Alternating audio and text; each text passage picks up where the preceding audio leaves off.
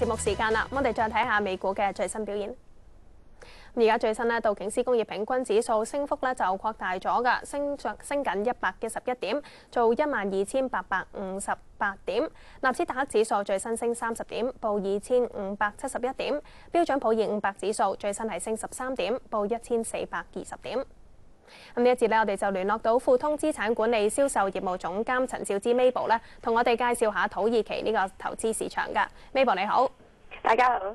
嗱咁啊，提起新興市場咧，我哋一般啊諗到金磚4國啊，或者係東歐呢啲國家啦。咁但係近期似乎咧，投資銀行等等嘅呢啲大型企業咧，都幾睇好土耳其呢個市場啊。咁點解會咁睇好咧？其實大型嘅外資投資銀行咧，同埋一啲投資嘅公司咧，開始對土耳其嘅市場都感到興趣嘅。咁咧，同埋亦都希望可以喺土耳其設立一個平台啦。咁當然佢哋需要一啲富有經驗啦、認識市場同埋可以講有關語言嘅專才嘅。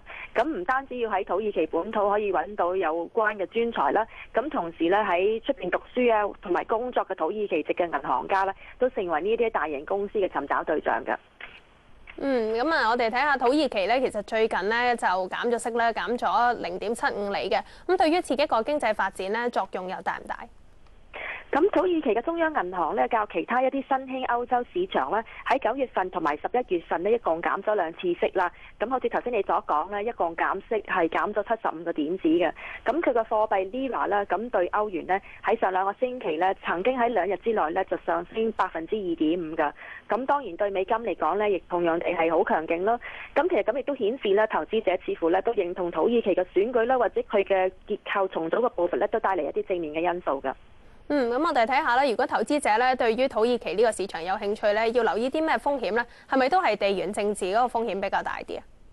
其實冇錯係嘅，咁大家都要留意啦，政局嘅發展啦。咁近期咧軍事干預喺南部嘅 BKK 啦，同埋一啲憲法初稿咧都有啲爭議性嘅，咁對市場咧都形成一啲唔明朗嘅因素啦。咁但係估計事情都會好快脆咁解決。咁土耳其咧都係要依賴一啲嘅物料入口啦。咁譬如話油價同埋原材料價格上升嘅時候咧，咁佢哋嘅經常帳赤字咧都會擴大嘅。咁當然都有一啲產油出口嘅公司啦，吸引到大量嘅外資咧去投資翻土耳其，咁部分咧可以抵消咧佢哋帶嚟嘅一啲嘅經常帳赤字啦，可以減低一部分嘅壓力嘅。咁啊，土耳其嚟緊嘅發展咧，你哋係咪都睇好咧？預期會唔會跑贏其他新興市場？咁土耳其始終都係單一嘅國家啦，咁佢相對比起其他嘅一啲嘅新興市場嚟講咧，股價咧就唔算係好高嘅。咁我哋咧都係有興趣咧投資翻咧喺土耳其咧有關嘅當地一啲消費嘅股份。咁但係因為咧本身嘅市場咧，可能大家投資者對佢嚟講嘅認識唔係好大，咁都係提議大家咧就透過基金去投資土耳其呢個市場嘅。咁好啊！咁今日咧就唔該晒 Mabel 啦。Mabel 陳少芝咧就嚟自富通資產管理㗎。咁同 Mabel 傾完之後咧，呢一節時間咧亦都差唔多啦。聽日同樣時間再同大家見面啦。拜拜。